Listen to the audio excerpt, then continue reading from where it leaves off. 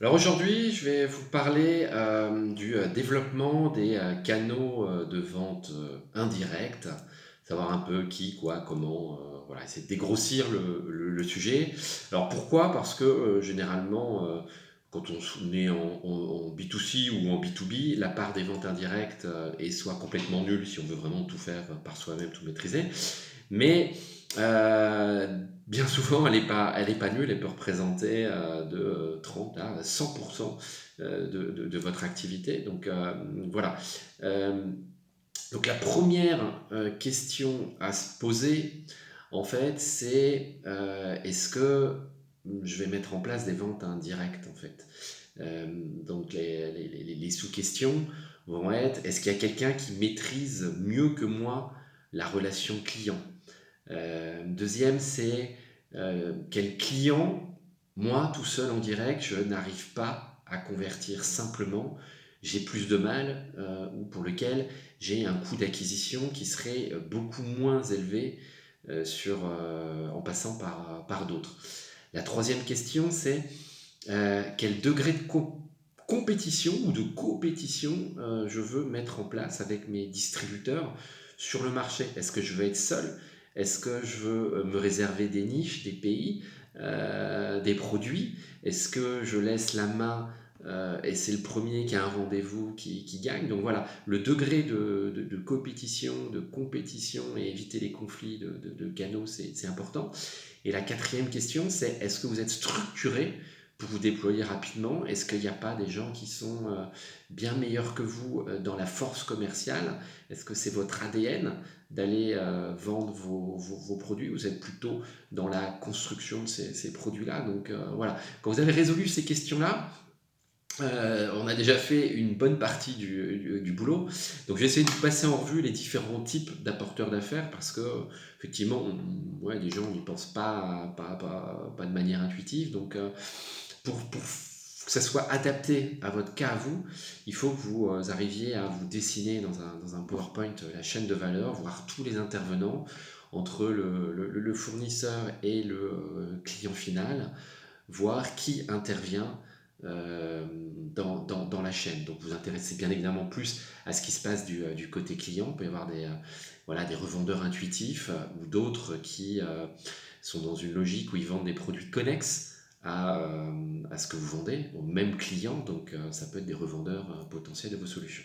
Donc une fois que vous avez fait ça, vous avez différents types d'apporteurs d'affaires. Donc vous avez des revendeurs qui vont être en B2B, par exemple, commissionnés sur vos ventes, des distributeurs, voilà, thématiques, bon, très classiques, des réseaux de franchisés, des gens avec qui vous allez avoir une relation commerciale, ils vont s'occuper du développement de vos produits, vos services auprès du grand public ou de professionnels et ils vont vous payer des royalties voilà, pour pouvoir utiliser votre marque, votre back-office, vos produits. Donc c'est un moyen de faire des ventes indirectes tout en restant concentré sur son cœur de métier. Des agents commerciaux, des freelances, alors il y a même des réseaux qui peuvent avoir des approches très très locales pour faire de la vente terrain. C'est pas évident de trouver des bons freelances, des bons agents commerciaux. Il vaut mieux qu'ils soient spécialisés sur un secteur et multicartes. S'ils sont disponibles et pas chers, c'est pas très bon signe. Donc voilà, par contre, des fois, ils ont des réseaux voilà, de clients existants sur des produits connexes qui sont colossaux. Ils peuvent vous aider vraiment à revendre des produits. Faire de la marque blanche sur vos produits. Alors, c'est vrai qu'on soit dans une activité B2B ou sur des produits B2C, on peut faire de la marque blanche, c'est-à-dire le branding est celui du distributeur ou de la marque grise où vous pouvez avoir un co-branding. Vous avez technique aussi d'incentiver les influenceurs, les experts de votre secteur. Vous pouvez mettre en place des programmes ambassadeurs, donc l'ambassadeur étant voilà, le fer de lance de vos produits auprès de sa communauté. Vous allez le commissionner pour voilà, faire ces mises en avant. Ça peut être au pourcentage des ventes ou vraiment pour son activité. Voilà, il est posts sponsorisés dans les réseaux sociaux, ça se fait de plus en plus.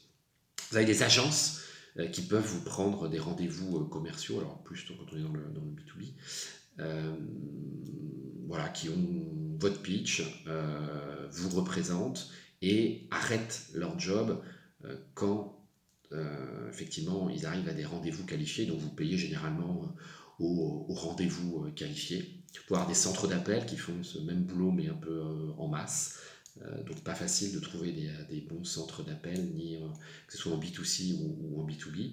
Vous avez des agences de gros hacking qui vont faire un peu le même métier que les agences qui vont obtenir des rendez-vous commerciaux, donc, mais avec des techniques un peu plus internet, un peu plus basées sur, on va dire, sur LinkedIn, sur les réseaux sociaux, et vont essayer d'hacker un petit peu le dispositif, de l'industrialiser pour arriver à vous générer des leads et arriver jusqu'au voilà, au rendez-vous, au dépôt de devis sur votre site.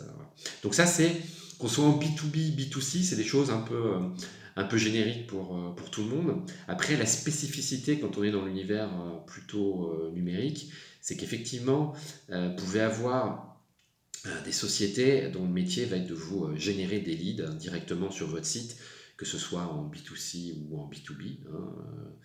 Voilà, c'est des apporteurs d'affaires qui sont spécialisés dans l'acquisition. Vous pouvez mettre en place un programme d'affiliation. Donc affiliation, c'est quoi sur Internet? C'est quand un internaute est sur un site, il voit un lien, un contenu, et le lien qui est contextuel à ce contenu-là. Il clique sur le lien, il arrive sur votre site. Euh, S'il achète quelque chose, s'il réserve quelque chose, vous rétro-commissionnez, hein, sans effort, c'est tout automatisé, vous rétro-commissionnez le site qui vous a apporté ce lead-là. Donc ça marche pas mal sur Internet. Je fais une vidéo dédiée là-dessus, sur le programme d'affiliation. Vous pouvez, on n'y pense pas souvent, hein, mais mettre à disposition une API. C'est-à-dire que vous mettez tout le kit technique, hein, votre offre, à disposition voilà, d'un autre acteur qui va retravailler votre offre et l'insérer dans son offre plus globale. Donc vous lui donnez un flux produit, hein, un point de vue technique. Vous lui donnez des datas, il repackage, il fait la vente globale et c'est lui qui va vous redonner une partie voilà, de ce qu'il a facturé. Vous avez des marketplaces, que ce soit B2C, B2B, des stores, voilà. Vous avez des sites e-commerce aussi qui peuvent faire du dropshipping, donc toute la commande est faite chez eux, la relation client, voilà. Et juste quand ils ont une commande, ils vous disent tu livres à tel endroit, boum, c'est réglé, vous vous occupez de rien à part la livraison. On peut même avoir un peu de stock tampon à vous chez eux. Et sur Internet, il y a pas mal aussi de widgets, de liens sponsorisés. Donc c'est lié à l'affiliation, mais c'est une façon de le marketer de manière un petit peu différente. Vous pouvez faire des boutiques aussi, mettre des boutiques sur d'autres sites, votre propre boutique à vous, des mini-boutiques que vous allez mettre sur les sites de médias ou les sites internet qui sont contextuels de votre activité. Donc tout ça, c'est des apporteurs d'affaires. Il faut vraiment se poser la question parce que vous pouvez tirer dans tous les sens. De ceux qui vont être rentables pour vous, qui font sens, qui ne vont pas vous cannibaliser vos propres ventes.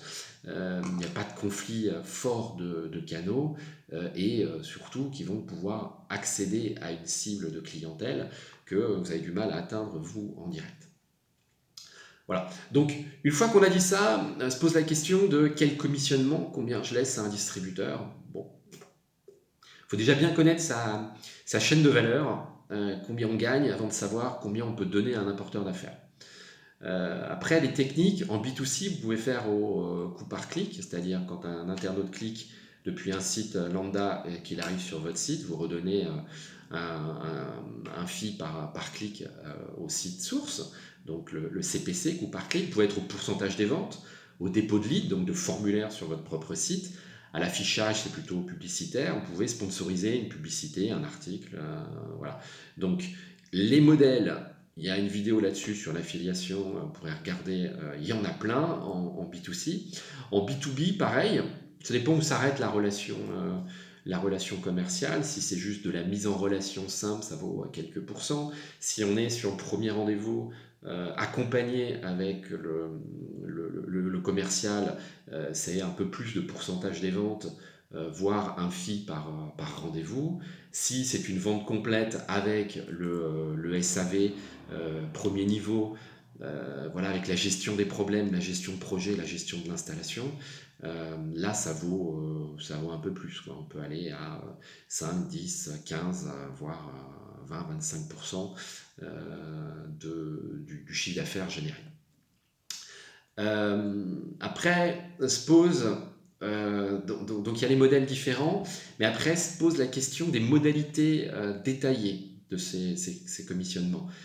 Donc il y a la notion de grille de commissionnement que vous pouvez faire varier au volume en fonction de la saisonnalité, en fonction de tout un tas de paramètres des produits. Donc voilà, donc faut pas penser juste un pourcentage des ventes que vous allez donner à un apporteur d'affaires, mais aussi faire varier ce pourcentage avec pas mal de critères. Vous pouvez faire un capping temporel, c'est-à-dire qu'un agent commercial qui va ouvrir tout son carnet d'adresses, faire un début de rendez-vous, ça fait pas de vente, et puis un an et demi, 2 ans après, ce même prospect devient votre client, qu'est-ce que vous faites? Est-ce que le rendez-vous d'il y a 2 ans est commissionné ou pas? Compliqué, donc il faut encadrer ça très très très proprement.